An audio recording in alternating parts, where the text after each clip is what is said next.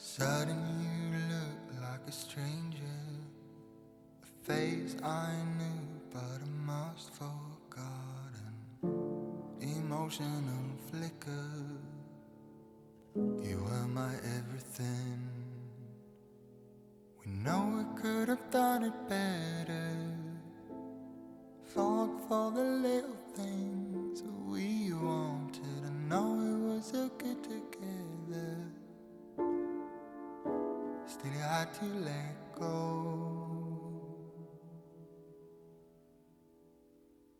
Oh, I wish that you hadn't pulled the trigger. Shut me down with my bitter heart. My blood is getting thicker. You shut me down with my bitter heart.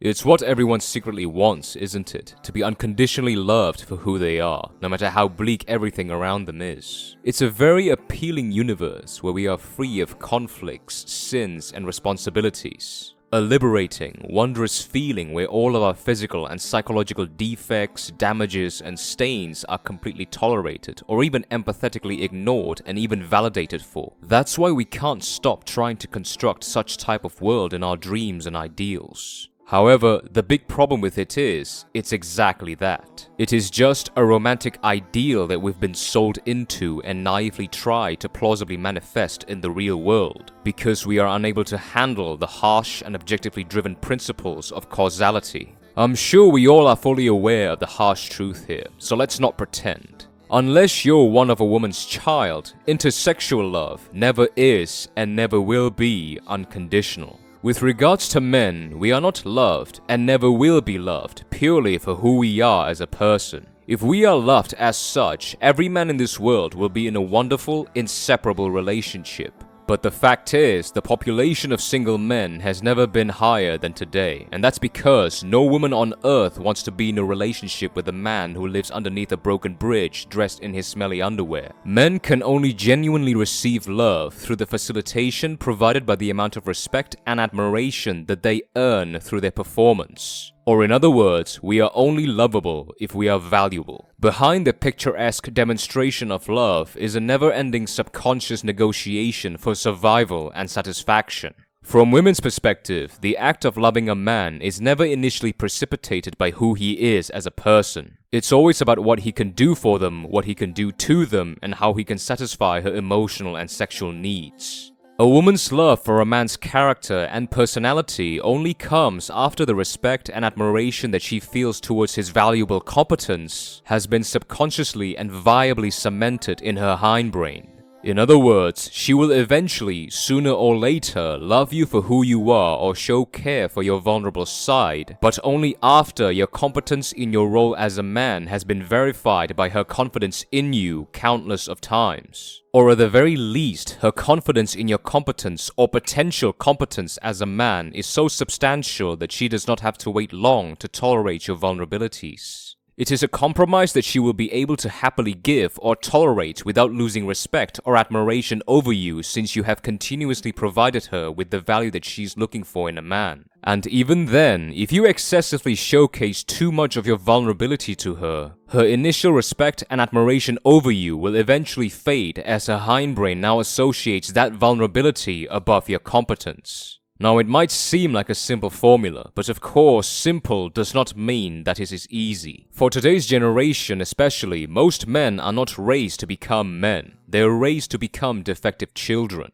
And women are not looking for children to have a future with. They're looking for a protector, provider, adventurer, and an audacious pursuer of betterment in all areas of one's life. The idea of romance is a fantasy that men use to sell to women in a bid to desperately and entirely compensate for their lack of competence and confidence in their role as a man. They are basically trying to substitute the integrity of their brains, spines, and balls, all of them for the warm-hearted gestures and colorful sensitivity of their personalities. The princess treatment is a secondary fantasy to women, and that is only admirable to them if a competent man escalates their commitment to them through demonstrating such delightful deeds. Women like romance, but they don't need it. They might say out loud that they like it, but you have to remember, women are serial opportunists. They adhere substantially more towards survival and not imagination. They will utterly sacrifice and even bluntly ditch romance in the pursuit for a secure and prosperous future for them to have children in.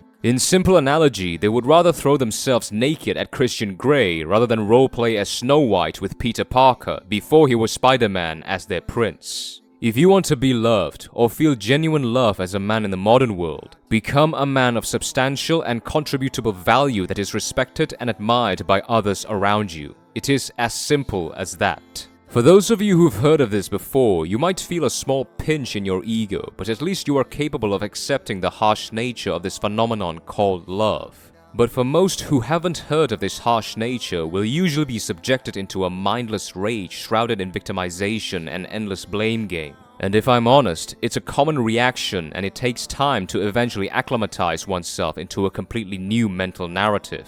Either that, or they stubbornly remain in their romantic ideals, trying their best to maneuver themselves around the causality of love to desperately capture it without any valid reason or offer to earn it. Do I have to say it here as well? Of course I should, because if I don't, it will be a disservice to you all. If what you have tried hasn't worked and kept failing you, it is only wise to make a necessary and drastic change to your method, as insanity and stupidity is similar to doing the same thing over and over again to try to expect a completely different result. Become someone who is valuable, not despicable. A man's pride comes through his body of work, because his body of work is what makes him a man. Every man has the ability to be good enough and earn the respect of those around him.